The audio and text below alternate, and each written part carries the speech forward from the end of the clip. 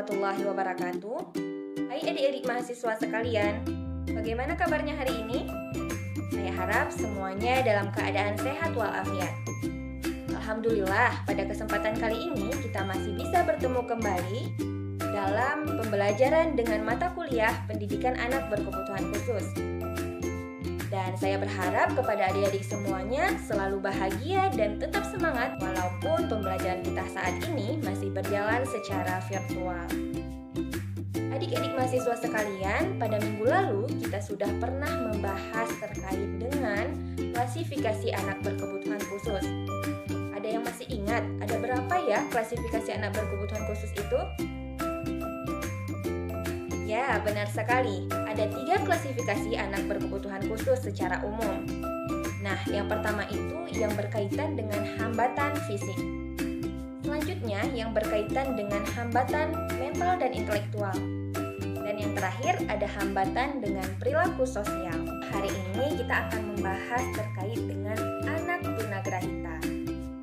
Apa itu anak tunagrahita? Dan apakah anak tunagrahita ini termasuk kepada jenis dengan golongan fisik, perilaku sosial, atau mental intelektual?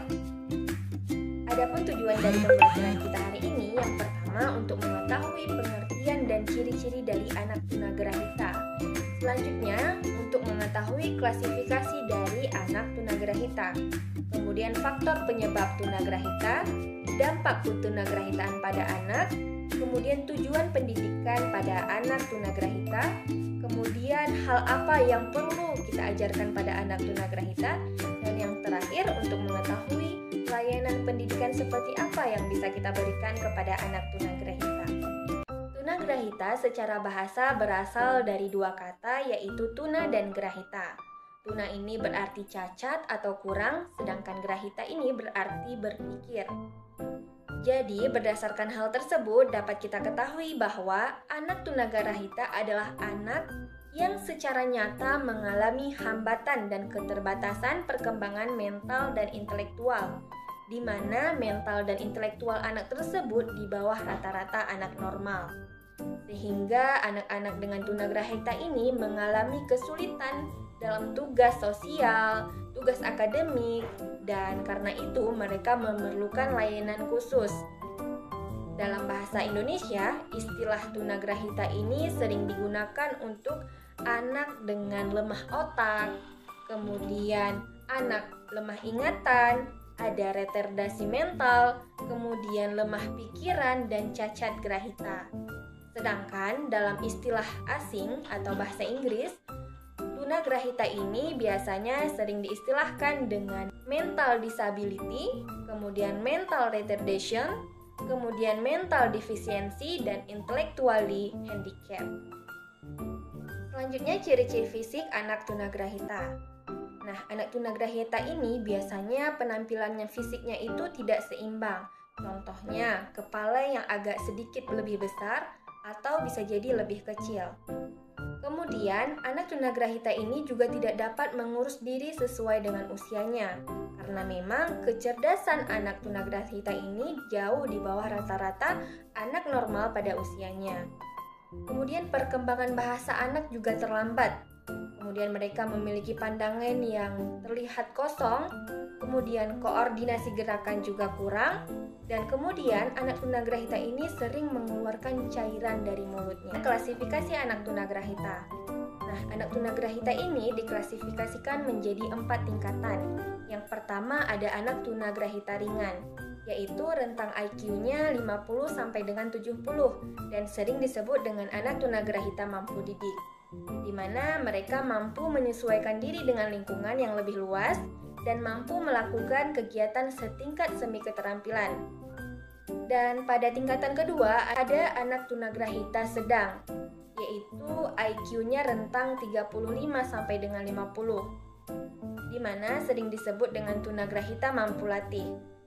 Mereka mampu melakukan keterampilan mengurus diri sendiri, mampu mengadakan adaptasi sosial di lingkungan terdekat, kemudian mereka juga mampu mengerjakan pekerjaan rutin yang perlu dengan pengawasan. Kemudian pada tingkatan ketiga ada anak tunagrahita berat, yaitu IQ-nya 20 sampai dengan 35. Kemudian anak tunagrahita sangat berat yaitu IQ di bawah 20. Nah, tunagrahita berat dan sangat berat ini sering disebut dengan tunagrahita perlu rawat. Anak tunagrahita ini sepanjang usianya selalu bergantung pada bantuan dan perawatan orang lain yang ada di sekitarnya. Adik-adik mahasiswa, ada pun faktor yang menyebabkan anak mengalami ketunagrahitaan. Yang pertama ada karena faktor infeksi dan keracunan.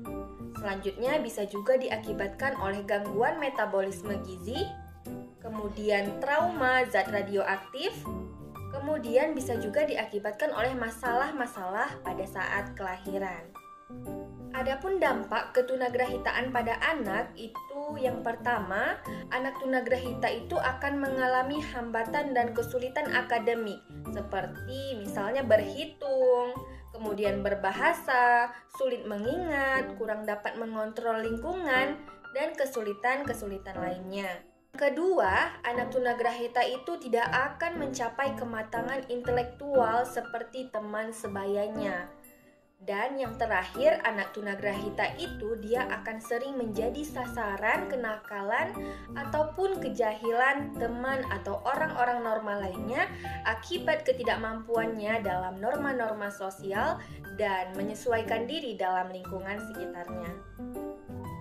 Adik-adik mahasiswa sekalian, adapun layanan pendidikan yang dapat diberikan bagi anak tunagrahita itu yang pertama ada SLBC. Nah, SLBC ini adalah sebuah bentuk layanan pendidikan sekolah di mana anak tunagrahita akan belajar bersama-sama dengan anak tunagrahita lainnya. Dan SLBC ini juga memiliki tingkatan, ada untuk TK 3 tahun, SD 6 tahun, SMP 3 tahun, dan SMA 3 tahun. Dan tentunya standar pendidikannya itu disesuaikan dengan kemampuan anak tunagrahita itu sendiri. Selanjutnya ada SLB bersama. Nah, SLB bersama ini adalah sebuah bentuk layanan pendidikan sekolah berasrama, di mana program sekolah dan dilanjutkan dengan program asrama yang sangat dan saling berkesinambungan. Selanjutnya ada kelas kunjung. Kemudian layanan pendidikan lainnya juga bisa dengan terapi, contohnya terapi bermain. Kemudian bisa juga dengan homeschooling, yaitu sekolah berbasis rumah yang mana orang tua yang sangat berperan penting untuk memberikan program terbaik untuk anaknya.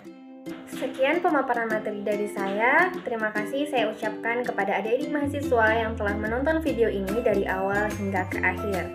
Semoga video ini dapat bermanfaat untuk kita semua. Nah, di akhir materi kita kali ini saya ingin menekankan kembali bahwasannya anak tunagrahita adalah anak yang memiliki hambatan mental dan intelektual, di mana kecerdasan anak dengan hambatan tunagrahita ini tidak akan bisa sama dengan anak normal seusianya. Oleh karena itu, pelayanan dan pendidikan yang diberikan kepada anak tunagrahita ini seharusnya bertujuan untuk memaksimalkan potensi yang seharusnya bisa dikembangkan kembali bagi anak tunagrahita itu sendiri. Itu saja yang bisa saya sampaikan. Tetap semangat untuk adik-adik mahasiswa, terus mengulang pembelajaran di rumah, dan insya Allah minggu depan kita akan berjumpa kembali dengan materi Tunadaksa. Saya akhiri, terima kasih. Wassalamualaikum warahmatullahi wabarakatuh.